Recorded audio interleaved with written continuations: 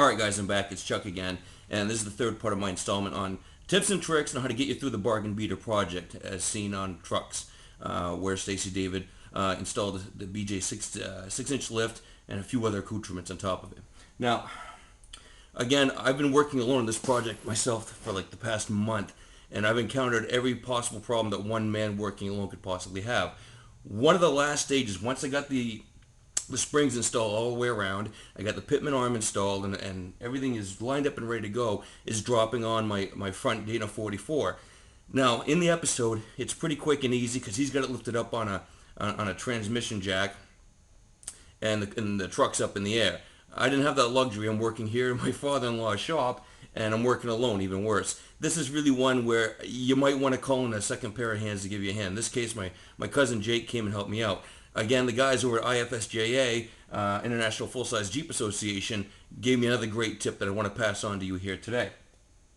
Now, part of the problem that I had along the way was once I'm going to drop the Dana 44 back down on the leaf springs, it's a matter of lining up. There's a center bolt in the middle of the springs, and you want to be able to land your front axle with the hole directly on top of that stud. Make sure the perch is seated properly.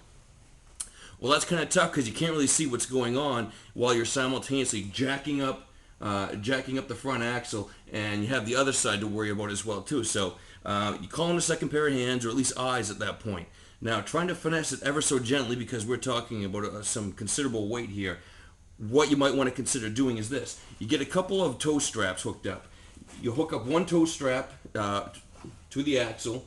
You wrap it around, and you send the other side to the back axle. So you got a good grip on there. You ratchet it up as needed in order to pull it back, because it's going to want to pull forward or sideways for that matter. Because don't forget, at the same time, these springs are fixed here, so it's going to want to drift a particular way, but you won't have to fight that. So I had one ratchet strap drawing to the back axle, and then I had a second one drawing over to the other leaf spring side, which is already bolted down pretty firmly. Using that, you're working on two axes, sort of an X and Y axis, so you can ever so gently finesse it. You can finesse that center bolt directly over the perch. So that once you got it seated right there, you can just drop it down ever so gently with your floor jack.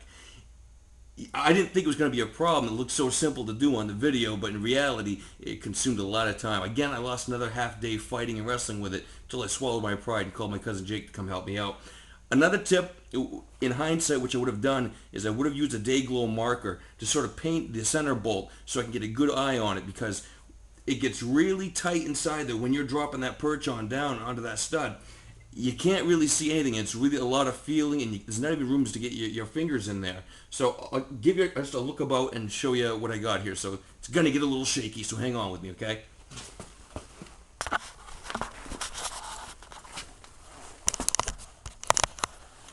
Okay, we'll back it out here. Okay, and where are we now? Okay, if I can just do this properly without making anybody throw up here.